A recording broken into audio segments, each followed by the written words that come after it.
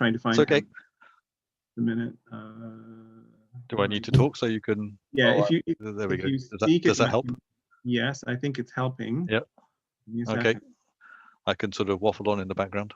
There we go. And sort of so you find me. Yeah. I can see you on this. Okay. Make co-host. There you go. Okay, sweet.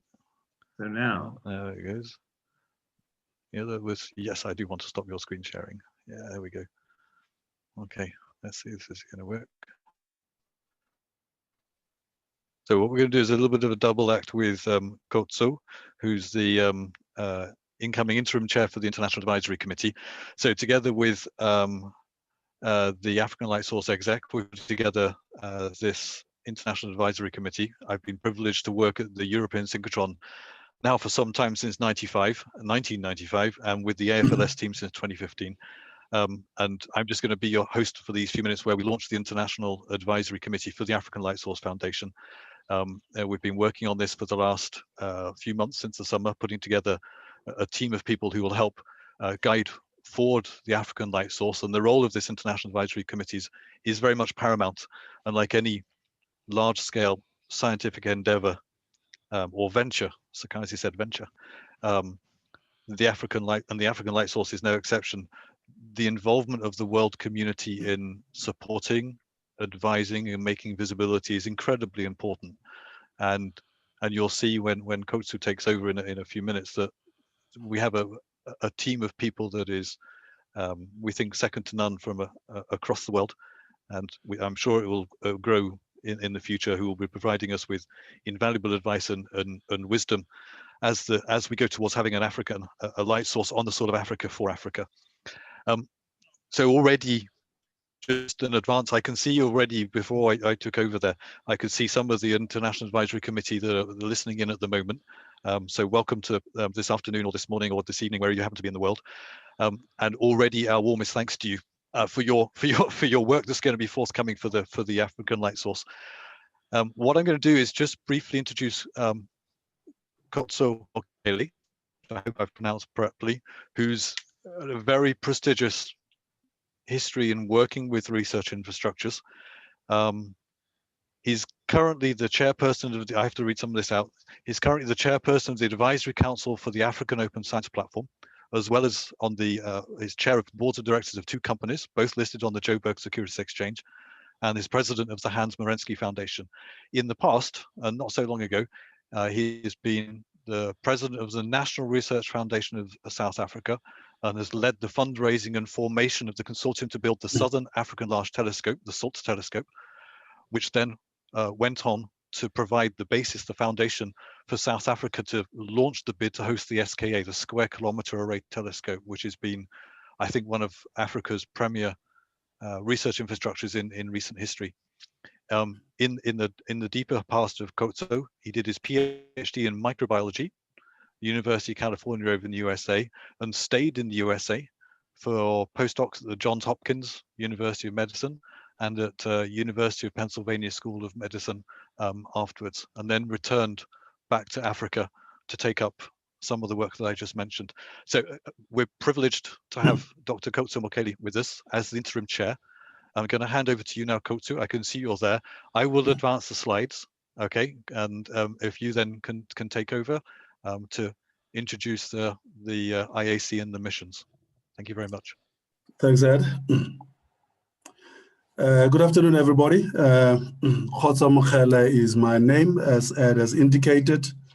And Thandeka, as once in my earlier life, I was a microbiologist. It was fascinating for me to listen to your presentation. And also, you know, some of the people, Trevor Sewell is on this call as well. And this is some of the esteemed scientists on this continent that we certainly hope that through the work that this advisory committee will do in facilitating the establishment of a light source on this continent, we hope that the work of the quality that Thandeka has just shared with us will become even more widespread.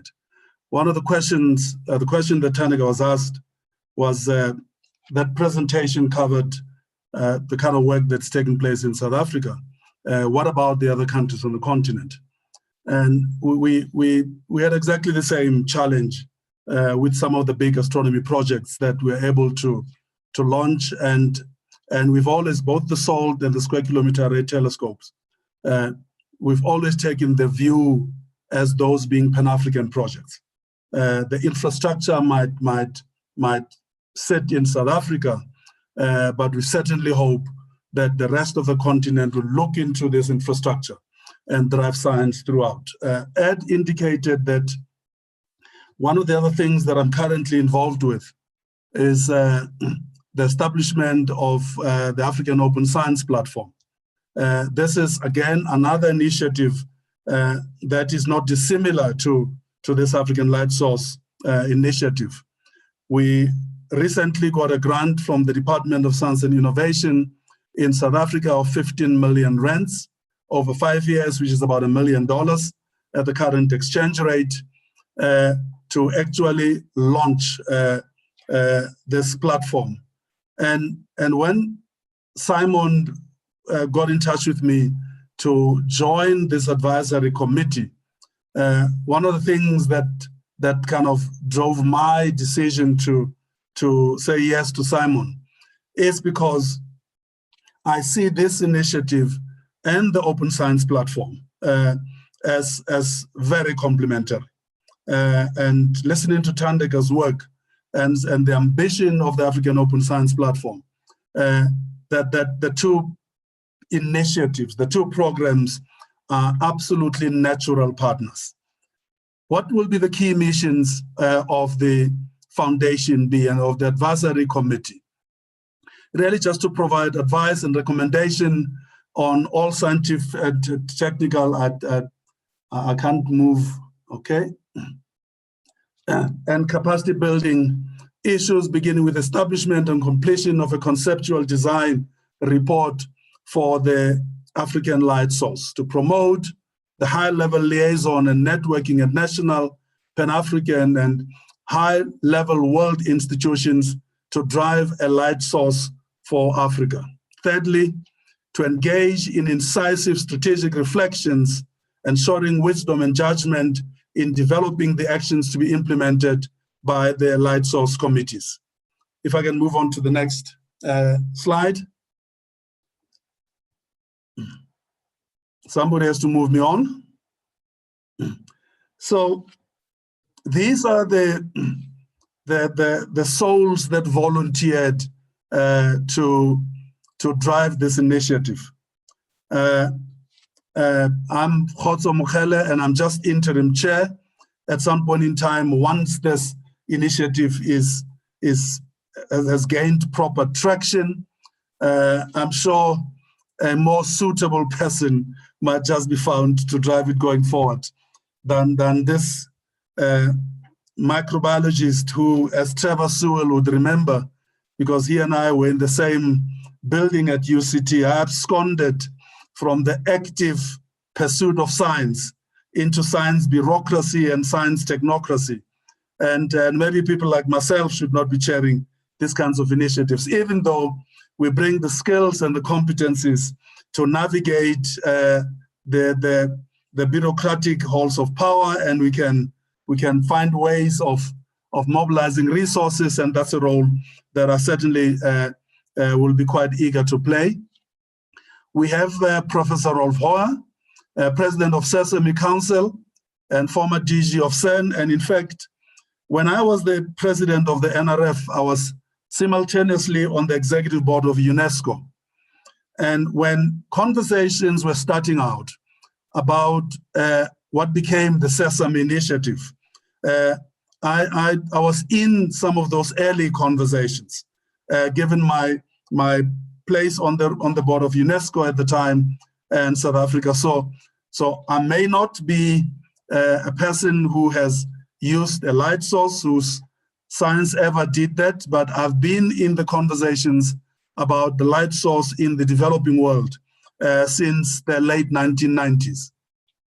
We also have Professor Francesco Sette, Director General of ESRF in France, Professor Marito Niani, former Minister of Science in Senegal, Professor Tom Blundell, Cambridge University, Professor Harry Westphal, Director of the Brazilian Light Source, and clearly with Sesame and what's happening in Brazil, it makes the quest for a light source on the continent clearly achievable.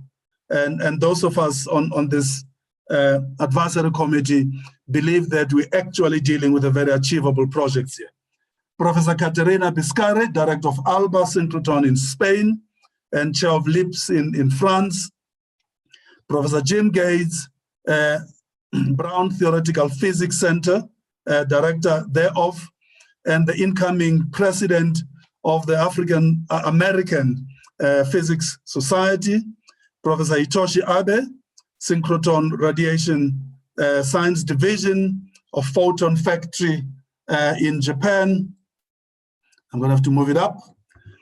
Professor Daniel Nanganyura, who is the Regional Director of the International Science Council. Many of you would have known it previously as ICSU. And since the merger between the natural sciences and the social sciences domains of ICSU and the International Social Science Council, this new body called the International Science Council was established. And then Professor Melissa Deneke, Director of IAEA Division of Physical and Chemical Sciences. These are the volunteers that have taken upon themselves to drive this initiative of getting a light source established on the African continent. There is no doubt in my mind, and one carried the same attitude when we were in the early phases of fundraising for SALT, when we were in the early phases of making a case for South Africa to host on behalf of the global radio astronomy community, the Square Kilometre Array Telescope. There's enough money in the world for good projects. There's no doubt in my mind that a project of this nature, and when one looks at the breadth of science, as Tom Blundell took us through very quickly recently, that benefits from a light source. It's unlike many of these big facilities. I mean, you can only do one thing on a telescope, and that's astronomy. You can't do anything else on a telescope. And the physicists here might say, yes, but what's wrong with it? You know, and but when you talk about a facility of the nature of a synchrotron light source, and when we had these conversations in South Africa, when I was president of the NRF, within the context of what is now the Itemba Labs, Laboratory for Accelerator-Based Sciences, and Simon was at WITS at the time, when this conversation started. One of the most fantastic selling points of a light source has been the service to a wide breadth of science. It's physics, it's chemistry, it's biology, and you think about it, a light source can make a contribution to.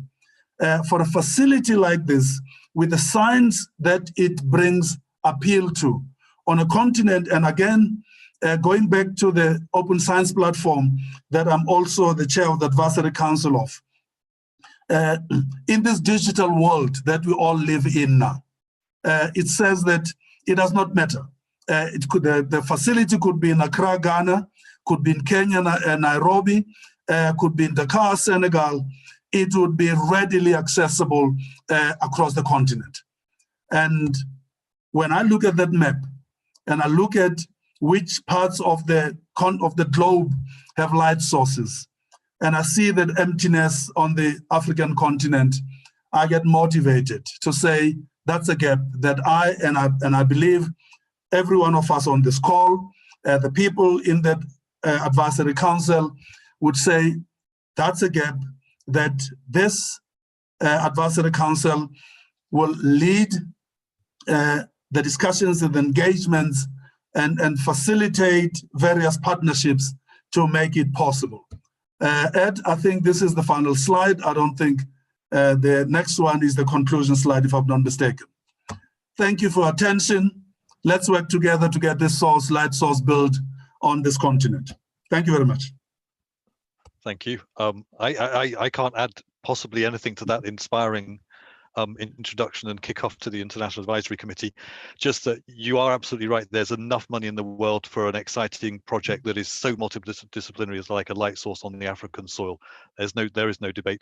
Perhaps we can do as we did before, and people can switch their microphones on, and we do just a round of applause for the future work of the IAC, which is starting now. Thank you very much, Khotso. Thank you. Stop sharing your screen so we can see everyone. If you can stop sharing. Yes, sir. There you go. Okay, there you go. Now we can clap. Okay. Okay. Applause, everyone. All right, now we can.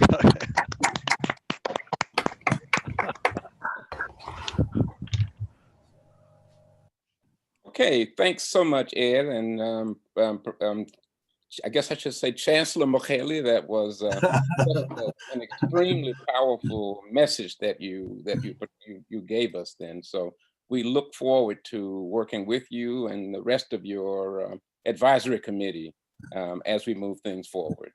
Thank you so much. Thanks, Agaze, and it was fantastic to find an opportunity to work with you again. You and I worked together many years back, and it's wonderful to come back and work with the real scientists that still do real science. Right. Thanks, everybody. Thank you so much.